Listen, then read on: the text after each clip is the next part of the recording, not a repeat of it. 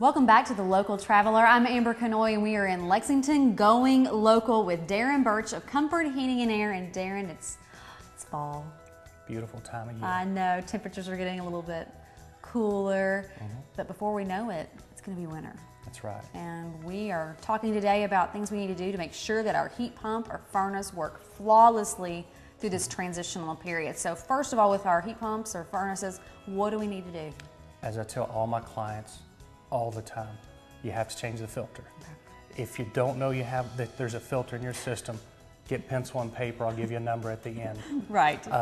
But the filter, or get with a company that's going to do a maintenance on it. If you have a gas appliance, they need to do a safety inspection before it's started anyway. But there's igniters, there's controls. You want to make sure all those things are working properly. One, that you're not going to be left out in the cold, or two, that it's working efficient, so you're not wasting money trying to heat the house. Another thing is, if you have a heat pump system, your outdoor unit's going to run during the fall and early winter, so you want to make sure that you clear leaves, any debris that could be in that. If it's a real dirty coil that's not exchanging the air, then you may have to call in a professional to clean that coil. But that's part of a maintenance program that they come out and do for you anyway. Those things, just cleaning a coil would pay for the cost of a maintenance and what you would spend in higher utility rates. Okay, so now regards to just saving energy and making sure we're not just tossing money out the window, so to speak, like our warm air might be going.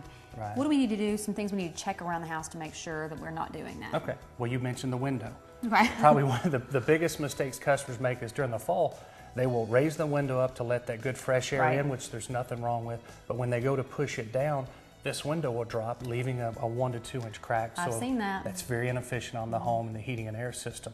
Another thing is just down there at the threshold of the door, making sure that, one, if you feel air, you can put a cloth across here or change the threshold cover and put something to where it's going to seal that up.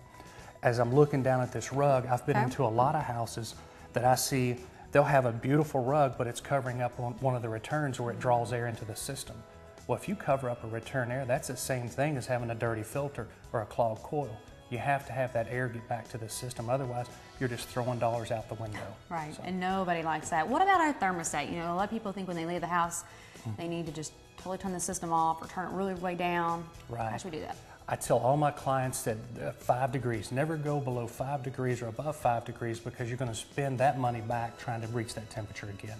So anywhere 3 to 5 degrees is a good temperature. What's the best temperature to actually keep it on to make sure that we're not just wasting? Whatever's as comfortable as you can be with a sweater in the winter.